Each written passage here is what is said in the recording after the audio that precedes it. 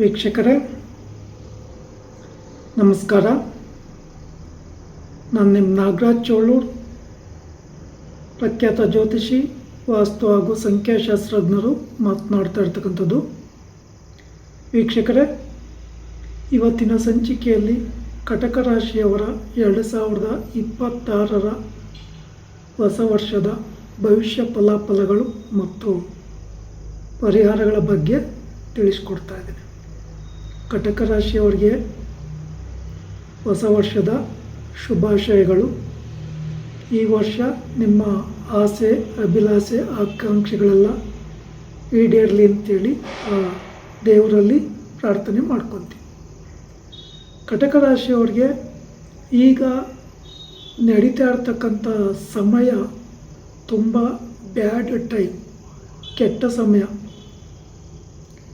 ಏನು ಅಂದ್ಕೊಂಡ್ರೂ ನಿಮ್ಮ ಕೆಲಸ ಕಾರ್ಯಗಳು ಆಗ್ತಾ ಇಲ್ಲ. ಒಂದಕ್ಕೊಂದು ಸಂಕಷ್ಟಗಳು, ಆರೋಪಗಳು, ಪ್ರತ್ಯಾರೋಪಗಳು ರೈಸ್ ಆಗ್ತಾ ಇದೆ. ಎಲ್ಲ ವಿಚಾರಗಳಲ್ಲಿ, ವ್ಯವಹಾರಗಳಲ್ಲಿ ತುಂಬ ಹೆಚ್ಚಿನ ಜಾಗರೂಕತೆಯನ್ನು ವಹಿಸೋದು ಬಹಳ ಉತ್ತಮ.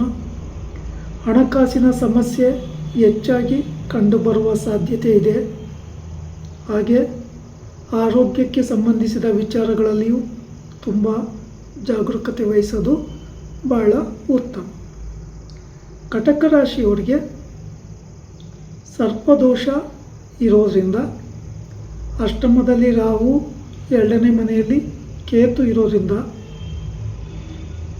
ತುಂಬ ಏರುಪೇರು ಆರೋಗ್ಯದಲ್ಲಿ ಕಂಡುಬರ್ತದೆ. ಇಲ್ಲ ಬೇರೆಯವರಿಂದ ಸಂಕಷ್ಟಗಳು ಉಂಟಾಗುವ ಸಾಧ್ಯತೆಗಳು ಹೆಚ್ಚಾಗಿ ಇರೋದರಿಂದ ಶ್ರೀ ಕ್ಷೇತ್ರ ಕುಕ್ಕೆ ಸುಬ್ರಹ್ಮಣ್ಯ ಕ್ಷೇತ್ರದಲ್ಲಿ ಸರ್ಪ ಸಂಸ್ಕಾರ, ಶಾಂತಿ ಹೋಮ, ಆಶ್ಲೇಷ ಬಲಿ, ನಾಗಪ್ರತಿಷ್ಠೆಯನ್ನು ಮಾಡಿಸೋದು ಬಹಳ ಒಳ್ಳೆಯದು. ಸರ್ಪದೋಷದ ಪ್ರಭಾವ ತುಂಬ ಕಠಿಣವಾಗಿದೆ.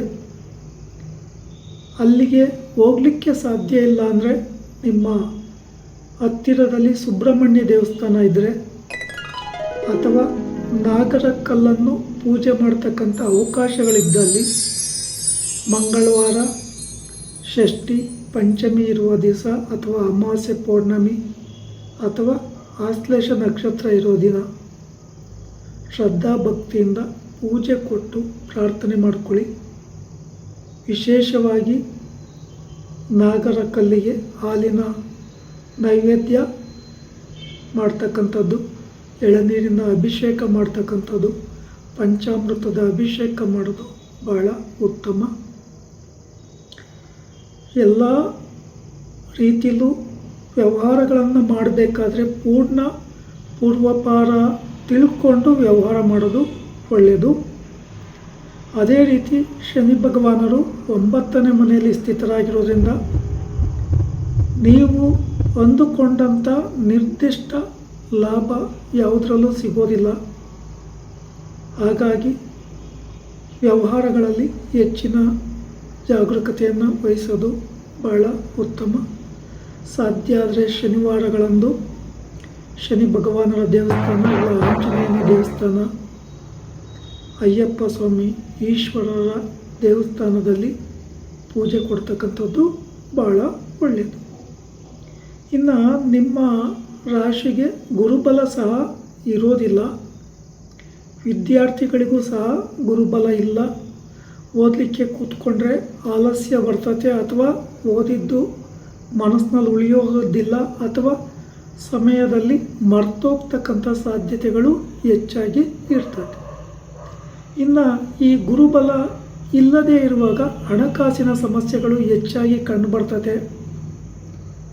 ನಿಮಗೆ ಯಾರಾದರೂ ಕೊಡಬೇಕು ಅಂತ ಇದ್ದವರು ಸಹ ನಿಮ್ಮ ಟೈಮ್ಗೆ ಕೊಡೋದಿಲ್ಲ. ನೀವು ಯಾರಿಗೆ ಕೊಡಬೇಕಾಗಿರೋ ಅವರ ಟೈಮ್ಗೆ ಕೊಡೋಕ್ಕಾಗೋದಿಲ್ಲ. ಒಂದು ರೀತಿ ದಿನೇ ದಿನೇ ದಿನೇ ಕಗ್ಗಂಟಾಗ್ತಾ ಹೋಗ್ತಾರೆ. ಈ ಸಮಸ್ಯೆಯ ಪರಿಹಾರಕ್ಕೆ ರಾಘವೇಂದ್ರ ಸ್ವಾಮಿ ಟೆಂಪಲ್ಲು ಅಥವಾ ಸಾಯಿಬಾಬಾ ಮಂದಿರ ಅಥವಾ ವಿಷ್ಣುವಿನ ಸಾನ್ನಿಧ್ಯದಲ್ಲಿ, ಈಶ್ವರನ ಸಾನ್ನಿಧ್ಯದಲ್ಲಿ ಅಥವಾ ದತ್ತಾತ್ರೇಯರ ಸಾನ್ನಿಧ್ಯದಲ್ಲಿ ಗುರುವಾರಗಳಂದು ಪೂಜೆ ಕೊಡ್ತಕ್ಕಂಥದ್ದು, ದತ್ತಾತ್ರೇಯರ ಸ್ತೋತ್ರ ಪಾರಾಯಣ ಮಾಡ್ತಕ್ಕಂಥದ್ದು ಬಹಳ ಒಳ್ಳೆಯದು. ಇಲ್ಲ ನಿಮ್ಮ ನೆಚ್ಚಿನ ಆತ್ಮೀಯ ಶಿಕ್ಷಕರಿಗೆ ಗುರುವಾರ ಹಳದಿ ವಸ್ತ್ರಗಳನ್ನು ಕೊಟ್ಟು ಅವರ ಆಶೀರ್ವಾದ ಪಡ್ಕೊಂಬುದು ಬಹಳ ಉತ್ತಮವಾಗಿ ಇರ್ತದೆ.